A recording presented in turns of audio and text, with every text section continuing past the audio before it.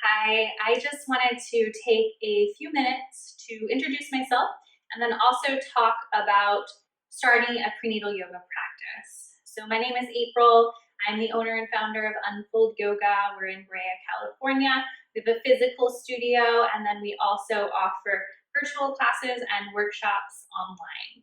I am a prenatal yoga teacher, obviously, a prenatal yoga teacher trainer, a birth doula, and a childbirth educator. I also have two little ones of my own, and I did prenatal yoga through both of my pregnancies.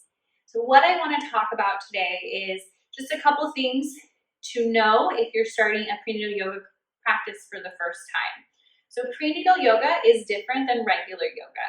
Everything we do in our prenatal yoga classes is specific to pregnancy. The aches and pains that you might experience, positioning baby, breathing techniques, prepping the pelvic floor, all of these things have a reason, and they're all to prepare you for the remainder of your pregnancy, birth, and your postpartum journey. So it's very specific practice. The other thing that I want you to keep in mind is you don't need any fancy props to do yoga. It is nice to have props, but if you don't have them, you improvise.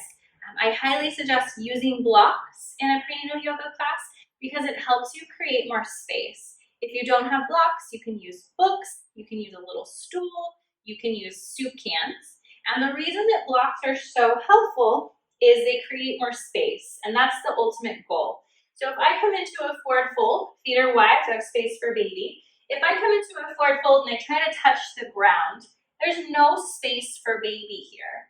But if I take my hands to the blocks and I fold, I have a lot more room. So using blocks really enhances the practice. So blocks or anything to utilize as a block is really helpful to have.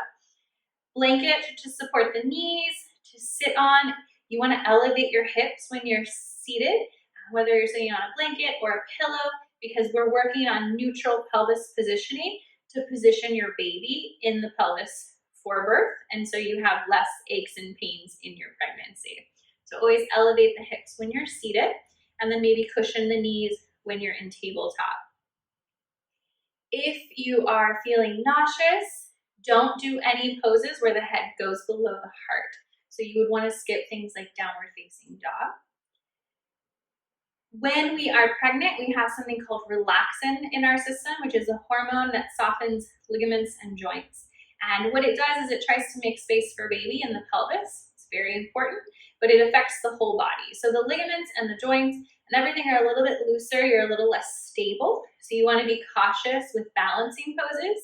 You can always use the wall or some support. And then you also want to be cautious with stretching. So some women are more flexible during pregnancy. It's because of the relaxant, but we do not want to overstretch. So be cautious with stretching. Don't stretch super far. Maybe stretch about 70% as far as you normally would. Engage it from there. Those are kind of the main things to keep in mind. If at any point you're feeling dizzy or nauseous, take a break, drink some water, bring your chin to your chest, and wait until you're feeling better to continue your practice. I think those are all the big things. And if you have any questions about prenatal yoga or starting a prenatal yoga practice, feel free to reach out to me and I would love to help you get started.